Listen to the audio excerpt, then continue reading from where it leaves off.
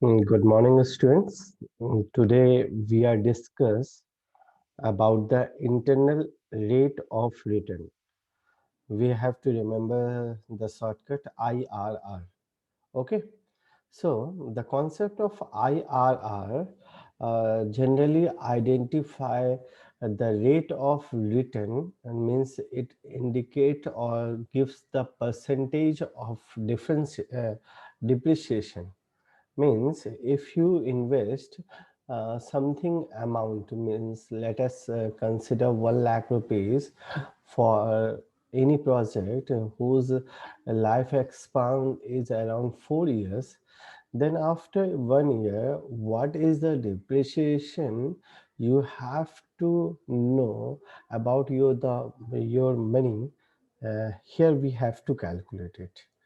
Okay, so the concept of IRR with refer to the project management refer to the cash flow equity between the present investment or the cash outflow in the capital project and discontinuous stream of cash inflow during the estimated project life. This cash flow pattern is uh, depicted in the form in the following year end of year analysis chart prepared for the given uh, illustration. Means we have to understand the basic concept of IRR with this example. So the initial cost of the project is 1 lakh 8,000. The life of the project is around 4 years. Estimated terminal salvage value is 8,000 and the net operating cash flow excluding terminal salvage value is 34,000, 37,000, 34,000, and 34,000 for first, second, third and fourth year. So calculate the IRR of this project. So we have to make the cash flow pattern for the capital project as under. So we have to just make one column where we have to indicate the number of years and the investments. So for first means 0 year means the total cost of the project is 1,08,000, and in case of second, third and fourth year, sorry, first, second, third and fourth year, it is around 34,000, 37,000, 34,000, and 34,000. Remember, at the end of the last year, you have to add the salvage value. Means this 34,000 plus 8,000 is equal to 42,000 in the last year. Okay, so the definition of IRR is uh, Intern IRR, international rate of return, is that discount rate at which the present value of inflow, means sum of first to 4 year cash inflow, to the present value of cash outflow, means the year of zero initially project cost, means uh, he says that it is the discounted rate and that can be calculated when you have to uh, ma- investing total amount and the cash inflow from first to last year. Okay, here the future stream of simple cash flow are are to be discounted at such a rate which will equal the initial project cost but unlikely net present word method of evolution. Here the discontinue rate is not given but it is to be find out. Such discontinue counting rate is treated as internal rate of return. Means maximum time you have to know what are the investment you have to done and what are the investments you have to done in the future. So you when you know the total amount, then you have to calculate the discounting rate which is treated at internal rate of return. Okay, so in this question we have to means in this question we have not know about the discounting rate, means IRR. So we have to find out this by using trial and error method. So first trial is, let us consider it is the 12%.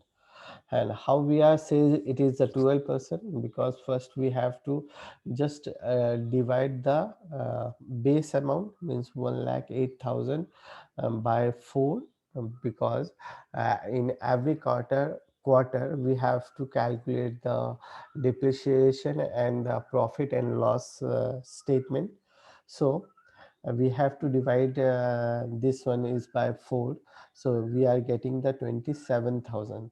Okay, so 27,000 is nearly less than that of the first, second, third and fourth year amount. So let us consider the calculation. So first we have to write the net cash flow, means 1,08,000 for base year, then 34,000 for first year, 37,000 for second year, 34,000 in third year, and 42,000 in the fourth year.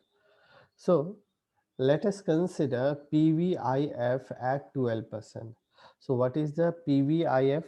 So PVIF is the present value of, here, PVIF is the present value interest factor. Okay, what I say, present value interest factor, it is called PVIF. Okay, PVIF, present value interest factor. If the formula of PVIF is 1 1 minus 1 plus r raised to power minus n upon r, means uh, r is the interest rate per period and n is the number of period. So let us consider if the interest rate is 12% and we are just find out for the first year, then the value is given by 0.8929, means 0.893. So here the question right for zeroth year is 1% and for the first year is 0.893. Okay, and in case of second year we have to calculate again. So we just calculate it. So we are getting um, I think something create, just a minute, no? Mm, uh, there should be some one mistake is happen. We have to just go to the different website where they have to calculate the present value interest factor for annuality, means they have to write a, but we have to find out PVIF, and for PVIF the formula is 1 upon 1 plus r raised to power n. Remember, 1 upon 1 plus r raised to power n. So when we are calculating with 12% for first year, the value is 8 9 0.893, which is equal to here 0.893. Then secondly we have to account for the second year, so we are getting 0.797. So 0.797. Then for third year we are getting around 0.712. So 0.712. Similarly for the third year it is equal to 0.636. Okay, so it is called present value interest factor, and the formula is 1 upon 1 plus r raised to power n. So the present value of cash flow by multiply 1 and 2. So we have to multiply these two terms. We are getting 1,08,000, 34,000 into 0.893. It is around 30,362. Similarly, 37,000 into 0.797, which is equal to 29,439, and 34,000 into 719, so we are getting 24,208, and 42,000 into 0.636, so we are getting 26,712. When we are getting the first trial, the total amount is 1,08,000, and when we are calculating the first, second, third, and fourth year cash flow, we are getting 1,10,771. Means this amount is bigger than that of your base amount. Means you have to again try with some another number. So let us try with one general gap of 2%. So we are getting here is 14%. So let us start with 14%. So present value interest factor of 14%. We are getting less. Let us see. Let us see. It is around 0.877. So in the equation, first we have to use 1, then second 0.877, similarly 0.769, for third year 0.675, and the fourth year it is around 0.592. Similarly, the present value of cash flow by multiply 1 and 2, we are getting 1,08,000, 29,812, 28,453, 22,950, and 24,864. And when we are adding first, second, third, and fourth year, we are getting the value of 1,08,085. Means it is much closer with 1,08,000. So from these two trials, it can be inferior that the IRR is falling between 12% and 14%. Means we have to uh, our IRR is between 12% and 14%. So the exact IRR can be calculated with the help of following interpolation formula of two limits. So what we have to get, lowest rate plus over recovery with project cost divided by over recovery plus under recovery with project cost into higher rate. So we are getting 12% plus 2771 divided by 2771 plus 1915 into 14%. So we are getting the 14% minus 12%. So we are getting 13.18%. We are getting the 13.18% IRR.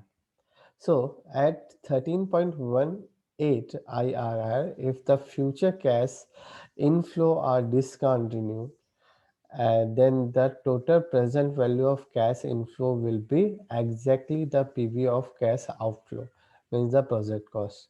So the present value interest factor are available in the table for likely 12% to 14%, but the IRR is 13.18%. So PVIF for 13.18% at rupee 1 will be calculated as, means we have to calculate by using this formula. PVIFA at 13.18% is 1 by 1 plus I raised to power n. Here we are using I, or in that time we are using R. So 1 plus 1 plus 1 divided by 1 plus 13.18 raised to power 1, we are getting the 0.883. Similarly for second year 0.780, third year it is equal to 0.689, and for the fourth year 0.609. Okay, this is all about the internal rate of return. You have to try some numericals, and if you have to getting any problem, please contact me.